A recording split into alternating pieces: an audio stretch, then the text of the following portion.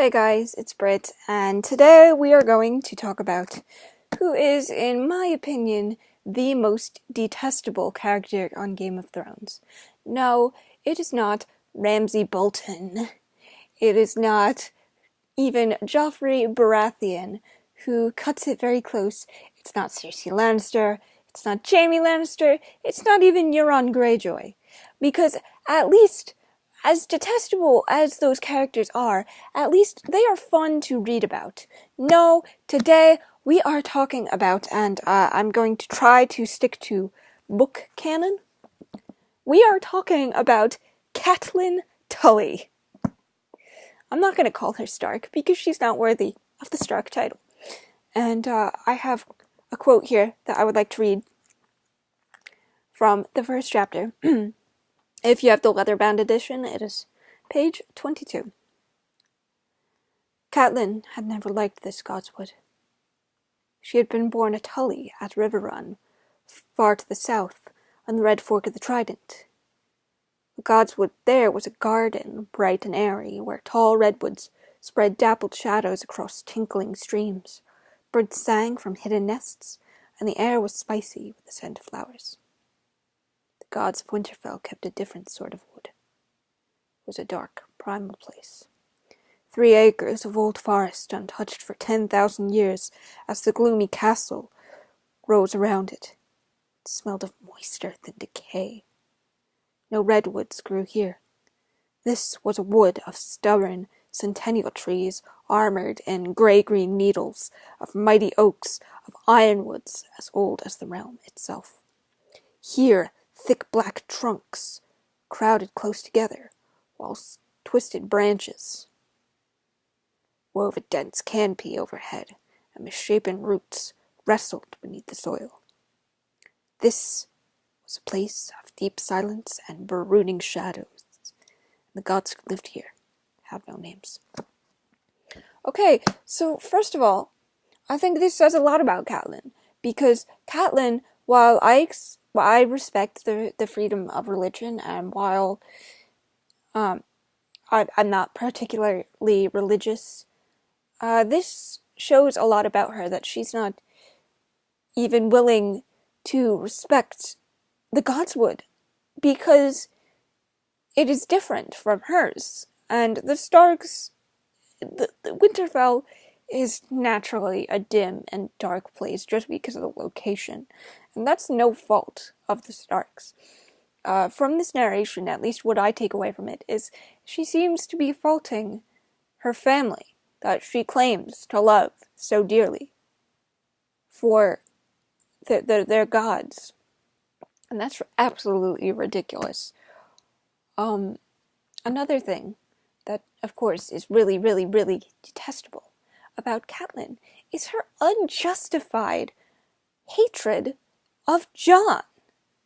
Now, I can understand. Be angry with your husband for allegedly cheating.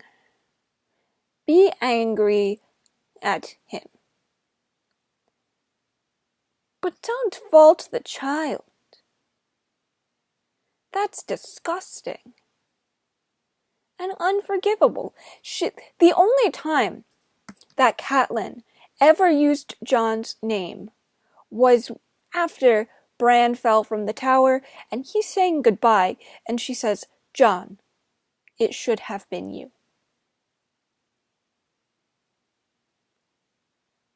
Are you kidding me?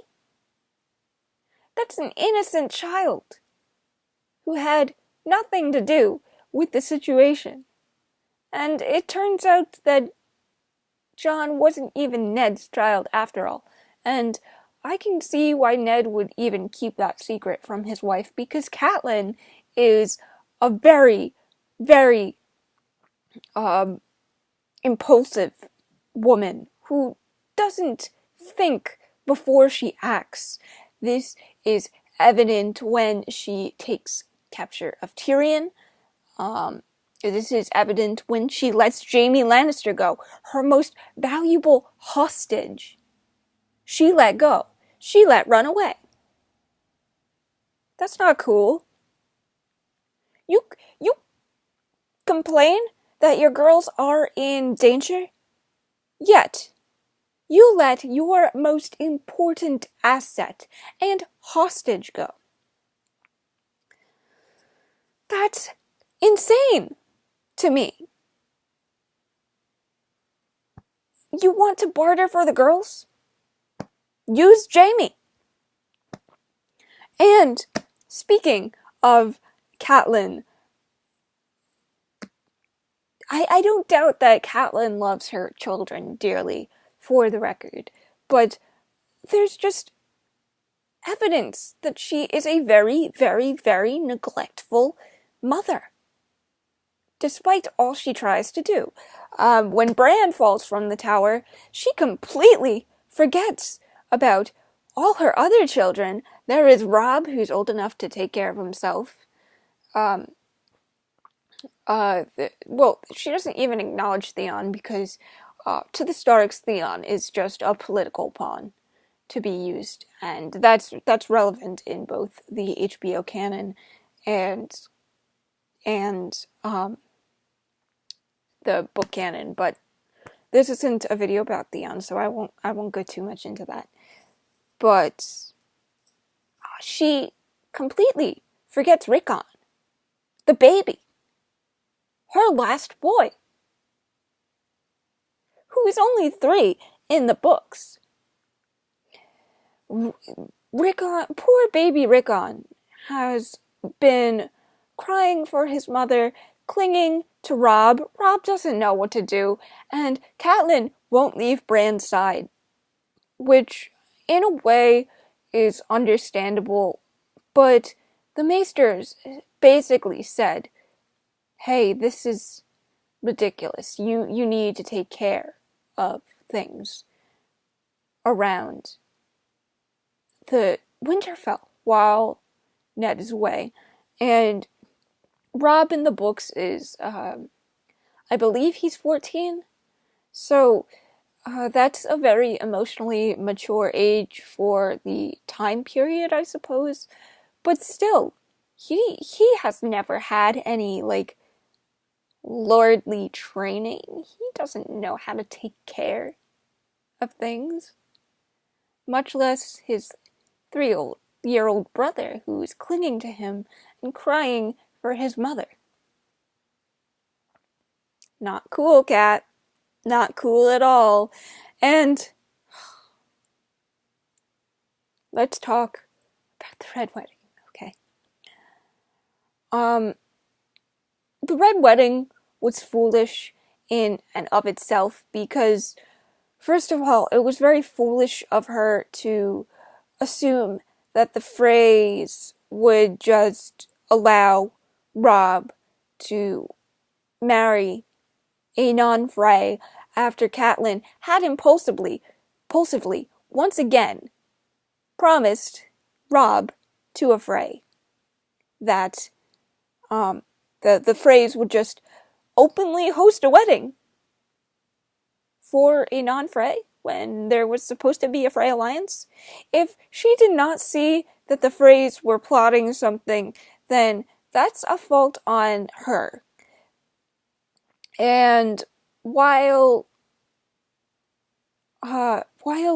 she's a woman, yes, and she is not that big on wars, Robb is a little bit less at fault here because he, up until this point, hasn't had to deal with war and negotiations. This is a learning process for Robb. But Catelyn, while she has not been directly involved in these things, she's still aware of them. And I don't know, just the Red Wedding could have been easily avoided if Catelyn paid attention. And I kind of rejoiced when the Red Wedding happened because that meant Catelyn was dead, and therefore I didn't have to deal with her anymore. Oh, I was wrong. I thought I was done with Catelyn after the Red Wedding. No, it gets even worse, ladies and gentlemen, because when Catelyn gets resurrected, she becomes Lady Stoneheart, and I couldn't stand Catelyn when she was not all about revenge. So I'm not going to enjoy Catelyn or Lady Stoneheart just out for revenge, just killing people, avenging the Red Wedding, avenging her son's death. Do you think Robb would want that? Is that something that Robb would want? Is that something that he would want to see his mother turn into? I don't think so. Because the difference between a Tully and a Stark is that the Starks try to at least do the right thing, and they don't act impulsively. Catelyn is foolish for many, many different reasons, and when she becomes Lady Stoneheart, this becomes even more apparent because she's just hanging people left and right. For example, she finds Brienne and Pod and just says, hey, noose or kill Jaime.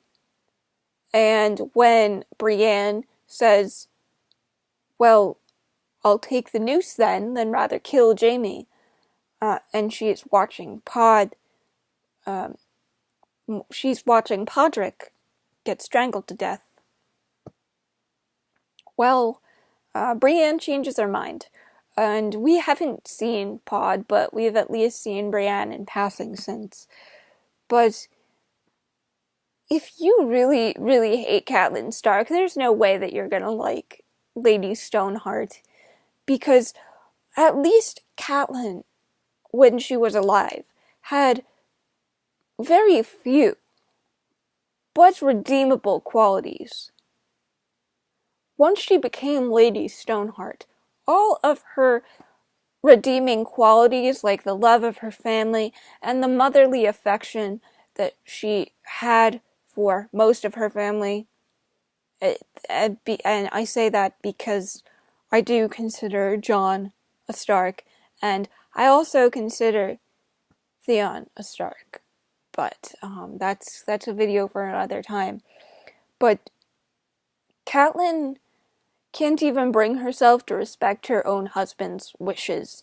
She always, I think that she played a part in Ned's death. She could have easily said, no, Ned, you're not going to King's Landing. Or, no, Ned, we're not marrying our daughter off to this little lordling prince.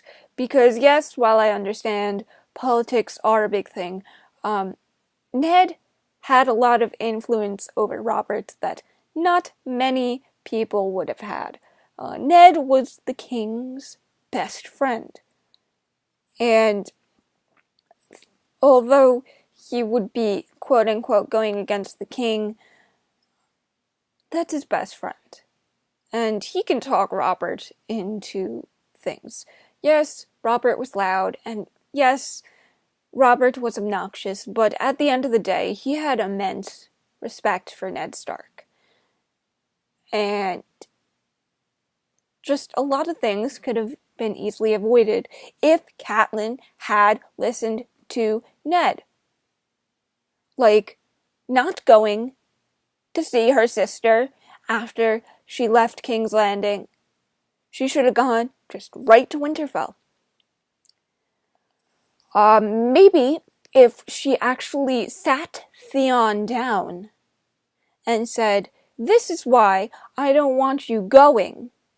Because, and in the books, it says that she has immense distrust of Theon for seemingly no reason, just because he smirks a lot. Like, he always looks like he has a secret, but that's That's just who Theon is. That's a teenage boy. That's what teenage boys do. Alright, this video is getting kind of long, so I'm gonna go, guys. There is probably way more that I could rant on, but for now, this is what we're gonna get. Alright, guys. I love you, and I'll see you in the next video.